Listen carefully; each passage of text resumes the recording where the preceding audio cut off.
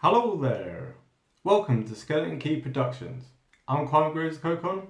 Let's get into the video. So in today's video, we're going to be talking about philosophy and why it's important, why you should care, and why you should look into it a bit more. Because at its core, it's the very fundamentals of what life is about. It's not really taught in schools, but at the same time, without a decent understanding of philosophy, understanding of the world becomes quite vapid, it becomes quite empty, and it becomes very easy for us to be led astray. If we don't take time to really think and reflect about the world and the life that we live, then what is even really the point? That's where philosophy comes in. So the question of this video of why should I care about philosophy? To put it very simply, science looks at what can be objectively proven in the world. Philosophy looks at something much deeper. Science looks at the material world. Philosophy looks at the spiritual world, for lack of a better word. Science looks at the physical. Philosophy looks at the metaphysical. And that's what we're going to get into in this video. Science looks at how. Philosophy asks why. Science can prove that life exists. Philosophy asks why life exists. What is the meaning of life? This can't be answered in scientific methods, right? It can't be proven. There can be no consensus of this question or any other range of questions. And this is what philosophy helps us to delve into. In olden times, before the time of science that we currently experience in the modern world, the ancient religions came up with different solutions or different potential answers to why life is there, what is the meaning of life, how we live a good life. So while religion is touted by some people as being archaic, as being old-fashioned, as being pre-scientific, at the same time, its fundamental underpinnings is trying to look at and give answers to why people exist and all the other questions that are tied up within that complexity. So for instance, here's the question. It might seem obvious, but if given a little bit of thought, provides us with deeper questions and potential deeper answers. For instance, why should we not kill? If someone annoys us, if someone's wronged us, why shouldn't we just kill them? If we want something, why shouldn't we just steal it? Now you might say, oh, because it's illegal. Okay, cool. What about on a desert island? What about on a desert island where there's no law, there is no higher power, there are no immediate consequences to your actions? Why would it still be wrong to kill someone? Why would it still be wrong to steal from someone? Science can't answer these questions in and of themselves. There is no rational basis for why we shouldn't. Only a philosophical, deeper analysis of this can really begin to get to the bottom of why some things are wrong and some things are right. And on the point of it being legal, what if the law said something different? What if the law, bear with me a second, what if the law said that it was okay to kill? What if the law actively encouraged stealing or destruction of property or any number of crimes that we can think of? There have been societies where the state has allowed things which we today would look at and think of as reprehensible. Indeed, there are governments today which are doing things which we think of as evil. The question is, if it's legal, does it make it right? What is the inherent virtue of actually helping someone else? Especially if it's at a cost to oneself. Surely the rational thing would be to, every man for himself. Why should we help those who are less fortunate than us? if it comes at no gain to ourselves. A purely rational analysis of this cannot answer that question, because the rational basis is to go exactly in the opposite of that approach. And you might say, oh, the reason why we ought to do that is because, well, we're good people. We don't do those sort of things. We would never do those sorts of things. But put yourself in the position of someone living in, say, Nazi Germany. Can you honestly look at yourselves, honestly, and say that in the midst of the Holocaust, that you and your family would have hid a family of Jews, for instance? At what cost? At the cost of you, your family, potentially your entire community being rounded up and shot for the crime of hiding Jews? Surely if something came at such a high cost, the rational thing would be not only to not hide them, but to turn them in, because there would be certain rewards from doing that. So why is it rational to help people? The answer is it isn't. The answer is that only a philosophical and spiritual analysis of the nature of humanity, of good and evil, only that can really provide us the answers as to why we ought to help those, even if it's at a cost to ourselves. And philosophy looks at many more things than this. Philosophy helps us to understand the world that we're in, and to help us to better shape it in a way which we think will be good, not just for ourselves, but for the wider community. And the question is, how do we even know that life is real? That's a philosophical question. How do we know this isn't a computer simulation? Do we even have free will? To what extent can we choose what we do? And to what extent are these things pre-programmed? If they are pre-programmed and we have no free will, does it really matter if we do right or wrong? At the end of the day, the computer has already decided that that's what the path we're going to go down. The computer has already decided that this is how we're going to act our life out. So where does personal responsibility come in, if that's the view? If there is no point to life, if life is meaningless, if there are no consequences, then why should we do anything? Why should we even get up in the morning? After all, life is meaningless. So if it's meaningless, then surely we should just try and enjoy ourselves. Live life to the full. Enjoy everything that we want. Follow all of our vices without any contemplation of what may come from that, both to ourselves and to other people. Only a philosophical analysis of this can really get to the nitty-gritty of why we should do certain things. And I promise I will stop saying analysis, philosophical analysis, at some point. So in this video, we're going to be looking at the history of philosophy. We're going to be looking at some of the great philosophers and what some of their ideas were and how they shaped the world we live in today. Two of my favourite philosophers who have had the most influence on me are Socrates, one of the ancient Greeks, and Descartes, who was a French philosopher. Socrates taught that we ought to question everything. He would always ask why. And he used to really, really irritate a lot of the people who thought that they were very intelligent. His famous thing was that he would present himself as the fool and ask these questions.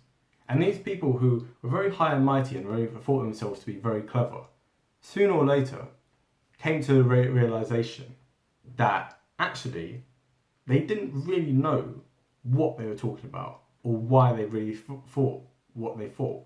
Because scratching the surface and actually questioning their beliefs, once it got past a certain point, they started to get annoyed because they realised that actually they didn't know what they were talking about. And this ties in with what Descartes said. He said, "I think, therefore I am." So he said this in the context of saying that, how do we prove that life is real? How do we prove that I exist, that you exist, etc., etc.? He said, I think, therefore I am. If I'm thinking, it means that there must be something that is thinking. And therefore, that's how one can prove one's own existence. We're thinking, therefore we are. And he also really promoted question everything and getting people to question not just other people, but their own views, their own beliefs. One arrives at a point of intellectual honesty, at the point at which one questions every one of one's own beliefs and can really justify why one thinks that. That is the beauty of philosophy. So we're just going to go straight now into some of the history of philosophy. So we're actually going to start off the history of philosophy, not with the ancient Greeks, but we're going to start off with some of the ancient Eastern philosophies. So a major influence on me also has been Tao, and the religion known as Taoism stems from this belief. So Tao said that, to put it very simply, one ought to go with the flow. Just like a river doesn't go through a rock, one should go around the rock. In life, when we come across difficulties, when we're dealing with difficult people, difficult situations, it's not a thing of just completely avoiding those situations, but finding the way of going around them, finding the path of least resistance, and so essentially go with the flow. Confucius took a very different approach. Confucius was an ancient Chinese philosopher as well, but his belief was that society ought to be very well ordered and very well structured, all the way from the state, where you have an emperor, and then you have people below him, and you have people below them, and they're all in a very neat structure where people at the top owe something to the people below them, and people below them have to follow orders of the people above them. And this takes it down even to the family level, where a good father is someone who instructs their son or daughter, and similarly, the son or daughter must look up at the father or the mother. Well, obviously, in those times they were very patriarchal and stuff, but the wider context of it is, one ought to look up to people who are above you, but also the people who are above you have a certain duty of care towards you. And then finally, we're going to look at Buddha, the founder of Buddhism. He believed that all life is suffering, and that it's only by getting rid of all of our things, all the things that tie us down in life, all the things like from material things, family, etc., etc., all the problems that are in life, we have to give them up. And that is the only way we can reach nirvana, i.e. enlightenment. It's the only way we can transcend our physical bodies. It's the only way we can leave the suffering of the world behind and go on to something higher. So that's a look at some of the Eastern philosophers from ancient times. Next, we're going to look at the Western philosophers. So as I already mentioned, we have Socrates, who had his Socratic method of constantly questioning people. You had Plato, who believed, again, in a very, in a society that was very structured and run essentially by what he referred to as philosopher kings.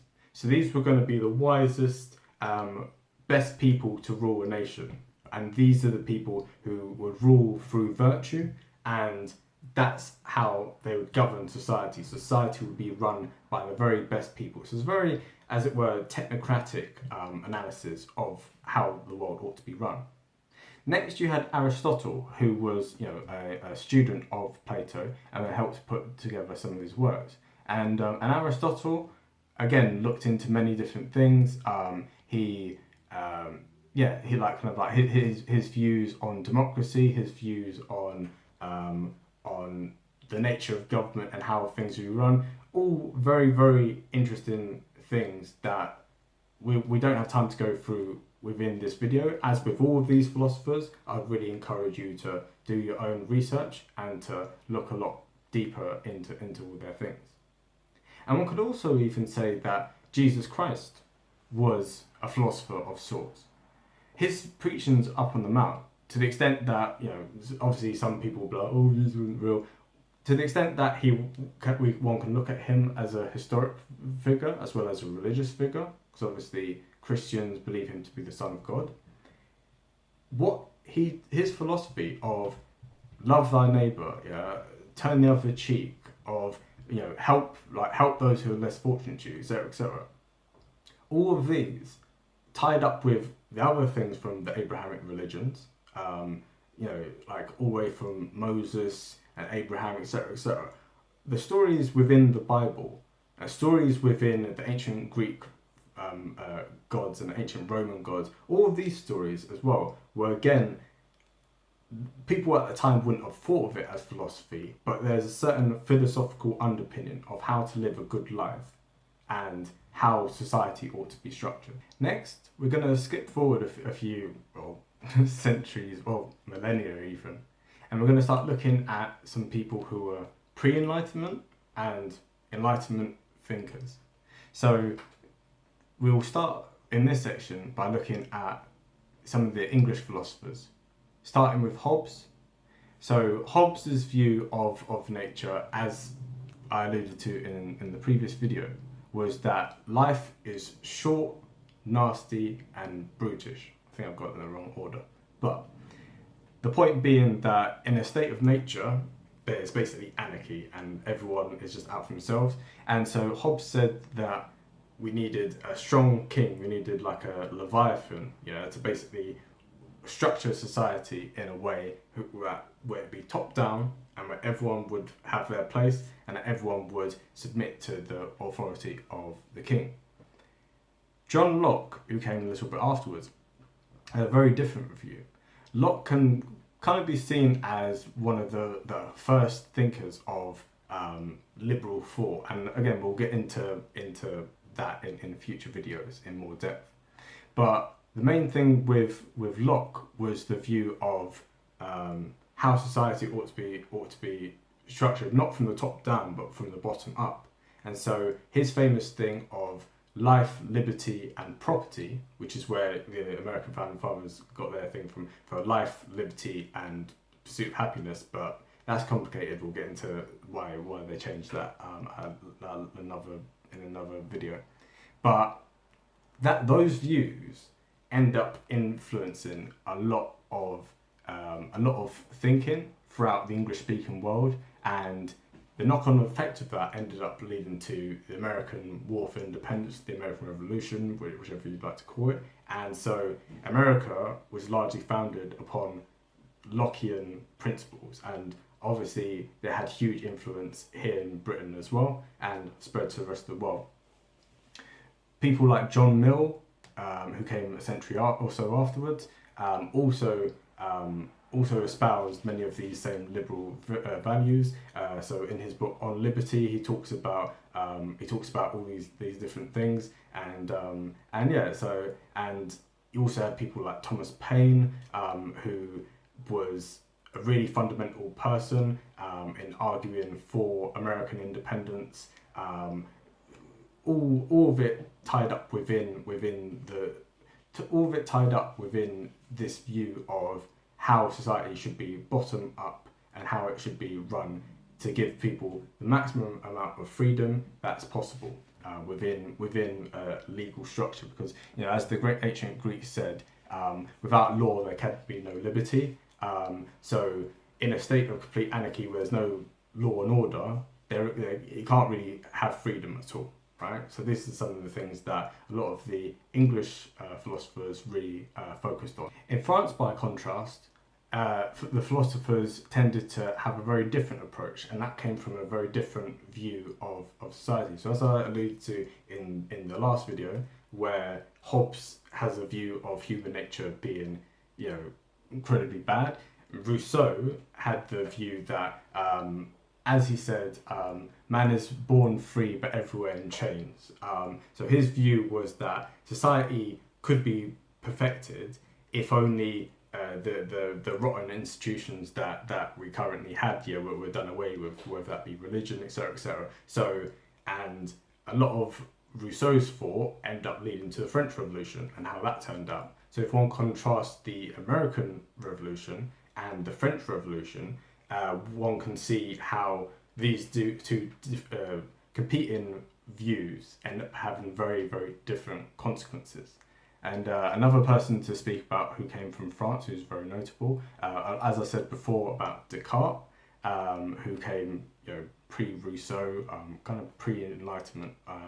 Another person was Montesquieu, and he's famous for coming up with the idea of separation of powers, right? So in America, when he did his tour of America, he noted how liberty could be maintained and secured because in America you have the executive, so you have the president, you have the Congress, which is the legislature, and you have the judiciary, which is the Supreme Court. And keeping those completely separate, unlike in the British system and all the other kind of systems stuff here, ends up keeping the thing, ends up securing liberty because too much power is never concentrated in one particular place. That is a view. At the same time, Britain, which has a whole lot of overlap between the executive and the legislature and the judiciary,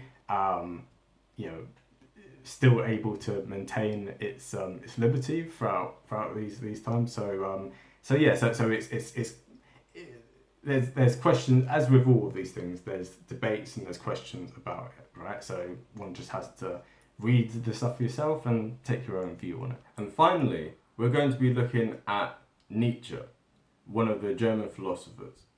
So Nietzsche had the idea of what's known as the Übermensch, or Superman in rough translation. And he compared this and contrasted this to what he referred to as the last man. So one of the famous lines from Nietzsche is, "God is dead." And that's been taken by many people as a kind of triumphant statement. That's been taken as him celebrating that. Actually, it was a thing of he was before his time and he could see the slow collapsing of religion in the Western world. And it's the first time in any society at any time that atheism was becoming a thing, right? And every society before had always looked at a higher power and constructed their worldview around that. So he said, right, if and that's why people always forget out the last bit, that he said, which is God is dead and we have killed him. So he said it in a very mournful way. So to try and get around that, to try and build something to fill that vacuum, he posited that human beings, in a sense, would have to almost become God. So that's basically what the Übermensch would be. So it doesn't mean that they'd have a cape and that they start flying around. It's not that kind of Superman. But it's a thing of human beings would transcend their flaws and their inadequacies and become like higher beings and stuff, and we live up to our full potential, as opposed to the last man, who can basically be described as a kind of licentious kind of person, someone who just focuses on purely like earthly pleasures, sex, drug, rock and roll, all that kind of stuff, and someone who doesn't really think for the future, just very much lives in the moment, and doesn't have any higher ideals or higher values and stuff. And unfortunately, you can see quite a lot of that today. So Nietzsche tried to basically come up with not a new religion, but something to fill the void that the collapse of religion was starting to create. And the next person we're going to be talking about, who's also German, is Hegel, who's a little bit before Nietzsche. Now, Hegel posited that that even though people from the past or people that we completely disagree with may have very different values from us, we can still learn things from that. And that's something that he called dialectic, right? So human beings have not really, on a biological level, changed much since we were first evolved 200,000 years ago, right? So when people look at people in the past and think, oh, look at them, they're so stupid and they've got such bad values and etc., it's a thing of, if you yourself were born in, say, 1000 BC or 1392 or whatever, your values would not, you wouldn't be the person that you are right now. Yeah, chances are you would be like everyone else,